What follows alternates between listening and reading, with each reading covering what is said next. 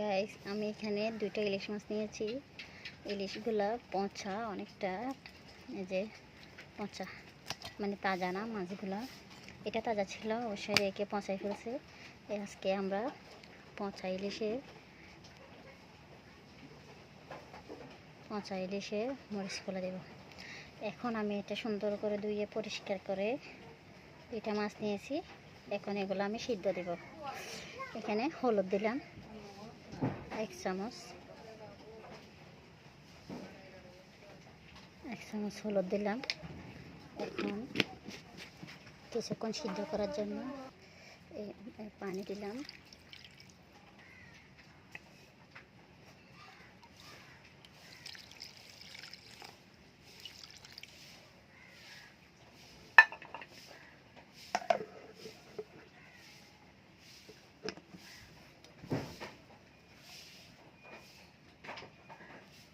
চুলাতে বসাই দিলাম। এখন আমি এগুলা সিদ্ধ দিব, যাতে কাঁটা থেকে মাছগুলা সরে যায়, আলাদা হয়ে যায়।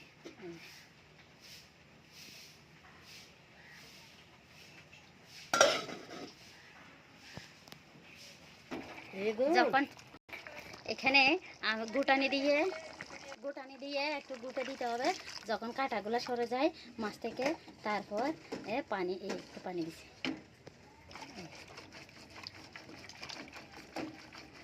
যাতে কাঁটার মধ্যে মাছ লেগে না থাকে। তাই কাঁটা থেকে মাছ সরে দিচ্ছে।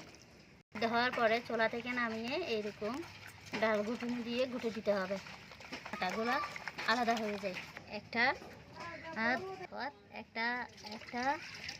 মাছ ধোয়ার এর মধ্যে নিয়ে এরকম করে কাঁটা মাছ থেকে আলাদা করে ফেলতে হবে, যেন কাঁটা না থাকে। কারণ কাঁটা থাকলে খাওয়ার সময় কাঁটা আটকে যেতে পারে। তাই এভাবে করে সব, এই যে শুধু মাছগুলাই আলাদা হয়ে গেছে আর কাঁটাগুলো আলাদা। এখানে কাঁটার মধ্যে একটু পানি, এইভাবে করে কাঁটাগুলো সব পানিতে ধুইয়ে মাছগুলো আলাদা করে নিয়ে ফেলতে হবে।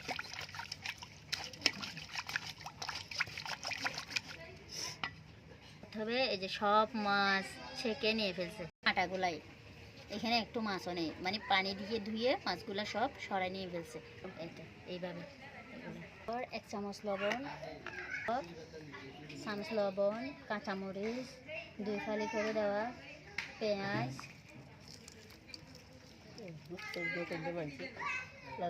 গুঁড়ি মশলা, অর্থাৎ এখানে জিরা, গোলমরিচ, জিরা, ধনে সব মিক্স করে ব্লেন্ড করে নিয়েছিলাম। এখন শুকনা মরিচ বাটা, অর্থাৎ লাল মরিচ দিয়েছিলাম। দিয়ে এখানে সব একটু পানি দিয়ে দিচ্ছি, মরিচের গুঁড়া, হলুদ গুঁড়া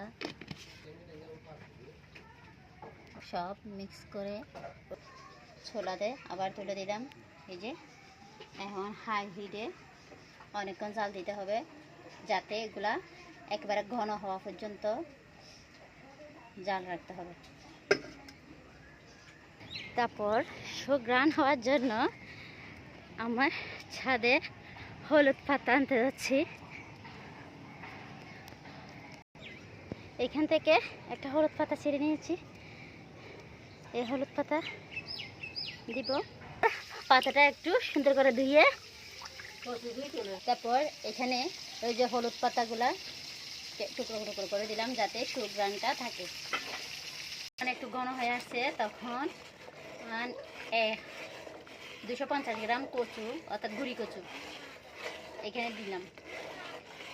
এখন আরও কিছুক্ষণ এগুলা সিদ্ধ হতে দিব, সিদ্ধ হয়ে একেবারে অল্প হয়ে যাবে। এখন মরিচ খোলা হয়ে গেছে, অনেক সুন্দর ফ্লেভার আসতেছে, এই ঘন হয়ে গেছে। খেতে অনেক মজা।